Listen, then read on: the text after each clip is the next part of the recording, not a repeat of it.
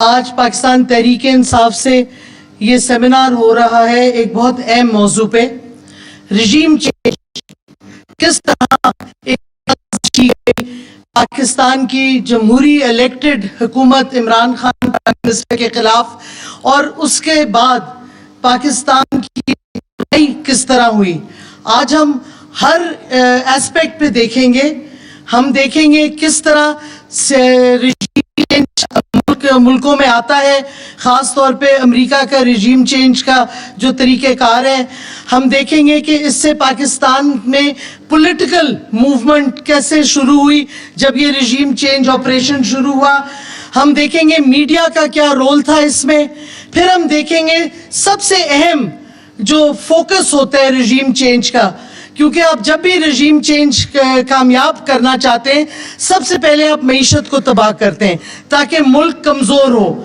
تو پھر ہم معیشت کا دیکھیں گے کس طرح انہوں نے جان کے پاکستان کی ایک معیشت جو کہ پروگریس کر رہی تھی، جو 6% گروتھ ریٹ پہ جا رہی تھی، جو سٹیبلائز ہو گئی تھی، کس طرح انہوں نے 2 مہینے میں تباہی کر کے معیشت کو ادھر لا کے کھڑا کیا ہے کہ ڈیفالٹ کا خطرہ ہے، قیمتیں بڑھ گئی ہیں اتنی زیادہ کہ غریب آدمی ایک روٹی نہیں اپنے پیٹ میں ڈال سکتا۔ تو یہ سارا رجیم چینج کا آج ہم واضح کریں گے حقائق کے ساتھ، کوئی اس طرح کی assumptions نہیں ہیں، فیکٹس کے ساتھ۔ تو پہلے میں ذرا بتا دوں یو ایس رجیم چینج کس طرح ہوتی ہے۔ یہ انہوں نے بہت سے ملکوں میں کی ہے، پہلی دفعہ نہیں ہو رہی۔ آپ فرسٹ ورلڈ وار سے لے لیں، منرو ڈاکٹرن تھا، اس وقت وہ لیٹن امریکہ میں کرتے تھے۔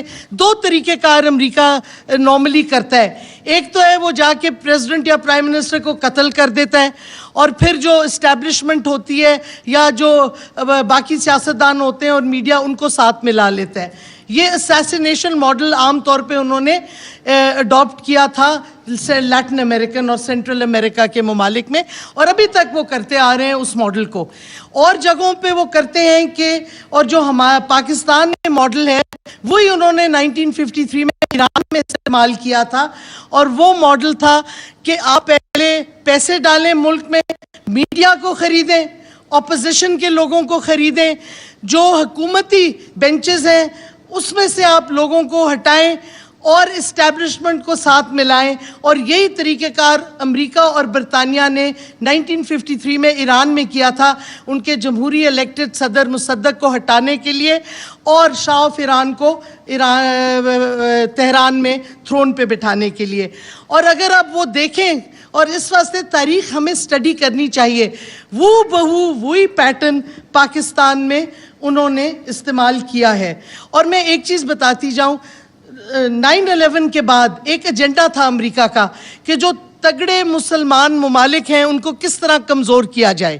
پہلے تھا Greater Middle East Initiative, Broader Middle East Initiative, جمہوریت لائیں گے، عرب سپرنگ، سب کو آپ دیکھ لیں کس طرح تباہ ہوتی گئی، اور ایونچولی ڈکٹیٹرز آئے، اور وہ جو طاقتور مسلم ممالک تھے وہ کمزور ہوتے گئے، کوئی ڈیوائیڈ ہو گئے۔ آپ لیبیا لے لیں، سیریا لے لیں، عراق لے لیں، ہر جگہ یہی تباہی کا تھا۔ 2006 میں ایک امریکن انٹیلیجنس آرمی آفیسر تھے ریلف پیٹرسن، انہوں نے یہ نقشہ دیا تھا، بلڈ بارڈرز کا آرٹیکل تھا، اور یہ کہا تھا کہ اس طرح ری میپنگ ہونی چاہیے دنیا کی۔ انہوں نے پہلا وہ نقشہ دیا، اس میں بھی پاکستان کا غلط بتایا بہرحال، اور اس کے بعد کہا کہ اصل میں یہ ہونا چاہیے۔ اور اگر آپ دیکھیں 9/11 کے بعد، 2006 کے بعد کدھر گڑبڑ ہوتی گئی ہے اور کیا کیا ان ممالک میں ہوتا گیا ہے، تو یہ ایک ایسی فکٹیشس نقشہ نہیں ہے، امریکہ کا لانگ ٹرم ایجنڈا ہے، اور اس میں پاکستان کو کمزور کرنا اور توڑنا بھی ہو سکتا ہے۔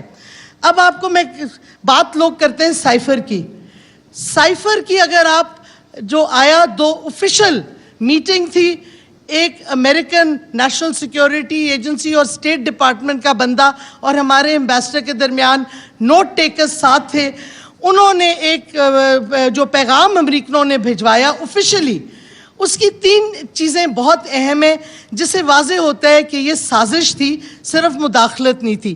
سازش کا پیٹرن میں پہلے سائفر پہ آنے سے پہلے بتاؤں گی کہ سائفر لاسٹ سٹیج تھا جس سے آپریشنلائز ہونا تھا رجیم چینج ایجنڈا.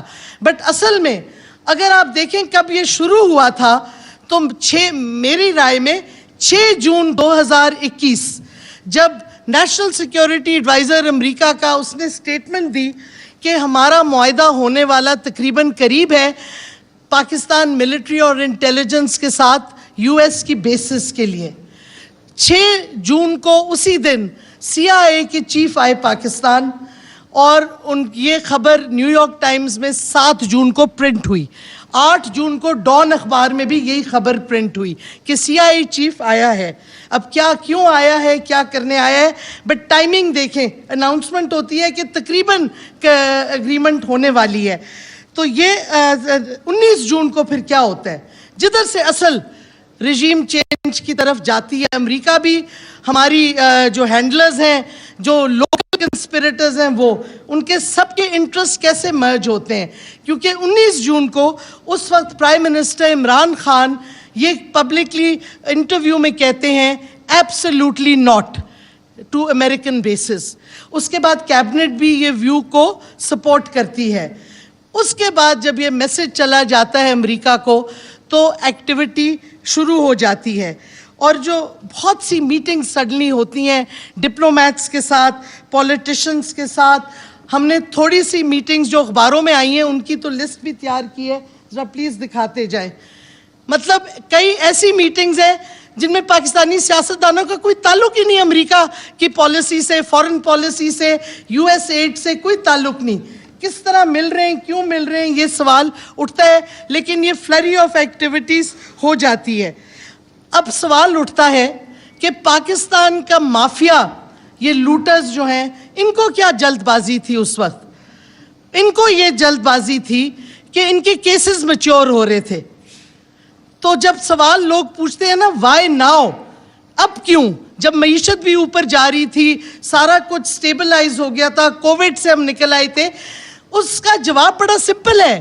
اس واسطے کہ اس سے پہلے کہ بہت زیادہ معیشت سٹرونگ ہو جاتی اور زیادہ سٹیبلٹی آ جاتی, رجیم چینج لازمی تھی اور ان کے کیسز میچور ہو رہے تھے. تو انہوں نے تو اپنا NRO 2 لینا تھا اس سے پہلے کہ ان کی سزائیں ہو جاتی. تو یہ مرجنگ آف انٹرسٹ آ جاتا ہے. اور اس کے بعد انٹرسٹنگ ایک چیز اور ہے, جو ہینڈلرز یا نیوٹرل کی آپ بات کرتے ہیں کہ ان کو کیا تھی, مے بی ان کی ویژن تھی کہ امریکہ سے زیادہ تعلقات ہوں. بڑی انٹرسٹنگ بات یہ ہے کہ 23 اکتوبر 2021 کو CNN سٹوری پرنٹ کرتا ہے کہ بیسس کی نیگوسیشن تقریباً کمپلیٹ ہو گئی ہے, جس پہ سوال اٹھتا ہے کہ جب پرائم منسٹر کیبنٹ نے کہا ایبسلیوٹلی ناٹ, تو کون نیگوشیٹ کر رہا تھا اور کس کے لیے نیگوشیٹ کر رہے تھے پاکستان کی طرف سے, یہ سوال بھی اٹھتا ہے. تو سارے دیکھیں کنسپیرسی شروع ہو جاتی ہے جون میں, اور پھر سائفر ایونچولی آتا ہے. اور میں بس جلدی سے سائفر کا بتاؤں گی کہ اس میں 3 بڑے اہم پوائنٹ ہیں جس سے واضح ہو جاتا ہے کہ یہ سازش تھی اور سازش کے تھرو پھر مداخلت کی گئی. پہلی بات اس میں وہ لکھتے ہیں کہ پرائم منسٹر کا جو وزٹ تھا روس کا, وہ سول ڈیسیجن تھی عمران خان کی. اب سوال یہ اٹھتا ہے, یہ نیشنل سیکیورٹی کمیٹی کی منٹس میں بھی آیا ہوا ہے کہ یہ کنسنسس کی ڈیسیجن تھی. سارے سٹیک ہولڈرز, اسٹیبلشمنٹ, بلکہ ریٹائرڈ ایمبیسڈرز سے بھی میٹنگز ہوئیں, سب نے کہا کہ خان کو جانا چاہیے رشیا. تو سوال اٹھتا ہے کس نے یہ ڈس انفارمیشن امریکہ کی حکومت کو دی کہ یہ عمران خان کا علیحدہ سول فیصلہ تھا اور کوئی کنسلٹیشن نہیں ہوئی. دوسری چیز اس میں لکھتے ہیں ان کو پتہ چل گیا ہے vote of no confidence table ہو رہا ہے, ابھی ٹیبل نہیں ہوا. کہتے ہیں کہ اگر ووٹ آف نو کانفیڈنس نہیں کامیاب ہوتا تو prime minister Imran Khan will be isolated from the US and Europe. یعنی کہ صاف صاف دھمکی کی لینگویج ہے, اس میں کوئی ایمبیولنس نہیں ہے, واضح طور پہ انگریزی سمپل ہے اس میں. پھر تیسری چیز, اگر سکسیڈ ہو جاتی ہے, اور پھر میں کوٹ کر رہی ہوں, then all will be forgiven. کیا forgive کریں گے؟ کون سا جرم پاکستان نے کیا تھا؟ انڈیپینڈنٹ فورن پالیسی بیسس کو ریفیوز کیا تھا. یہ 3 سٹیٹمنٹس جو ہیں سائفر کی, یہ آپ لوگوں کو سمجھنی چاہیے کہ اس سے واضح طور پہ ہو جاتا ہے کہ یہ ایک سازش تھی, صرف کنسپریسی نہیں تھی. اور اس واسطے یہ جو ڈیبیٹ ہے کہ جی سازش ہے, مداخلت ہے, سازش ہوئی, اس کے بعد مداخلت ہوئی through the vote of no confidence. اور اس سے پہلے سازش کو کامیاب کرنے کے لیے جو میں نے ابھی میٹنگ ساری آپ کو دکھائی ہیں, یہ میٹنگز ہوتی رہیں, انٹریگز ہوتے رہے, بہت سی اس قسم کی ایکٹیویٹیز ہوتی رہیں. اور وجوہات یہ ہیں کہ ٹائمنگ بڑی امپورٹنٹ تھی, اکانومی اسٹیبلائز ہو رہی تھی, اپر ٹریجیکٹری پہ تھی, اگر ابھی نہ کرتے تو پھر بڑا اور مشکل ہو جاتا. تو اس واسطے why now, exactly this is the reason. اور دوسری چیز, کرپشن کیسز شریفز کے میچور ہو رہے تھے. اور انٹرسٹنگ بات ہے, خرم دستگیر کا سٹیٹمنٹ جو آیا ہے انٹرویو میں کہ اگر ہم ابھی نہ کرتے تو پھر دو چیزیں اس نے کہی ہیں, اور میں سمجھتی ہوں D G I S P R کو اس کا نوٹ لینا چاہیے کہ وہاں نئی اپوائنٹمنٹ سے پہلے یہ ہم چاہتے تھے کہ آئیں, نہیں تو گڑبڑ ہو سکتی تھی. اور دوسری بات کہ ہمارے خلاف ہم ڈسکوالیفائی ہو جاتے, یعنی ان کو پتا تھا کہ کیسز میچور ہو رہے ہیں.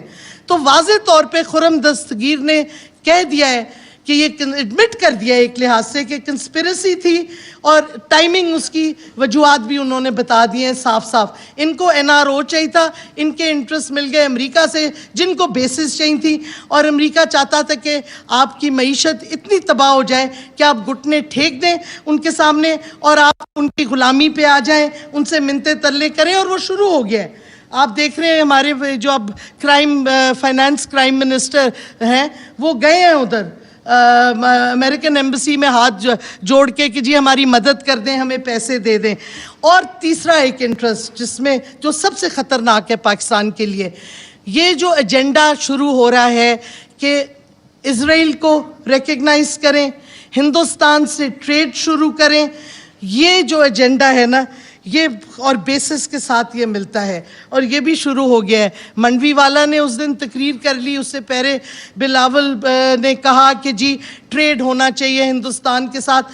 کشمیری وہاں مر رہے ہیں, ہندوستان ان کو قتل عام کر رہا ہے, مسلمانوں کے ساتھ ظلم اور تشدد مودی کر رہا ہے, اور یہ کہہ رہے ہیں جی تجارت ہونی چاہیے ہندوستان کے ساتھ. یہ امریکہ کا ایجنڈا ہے. اور اسرائیل کی ریکگنیشن جبکہ پیلسٹینینز کے خلاف قتل عام ہو رہا ہے, یہ بھی امریکہ کا ایجنڈا ہے, اور انہوں نے واضح کر دیا ہے.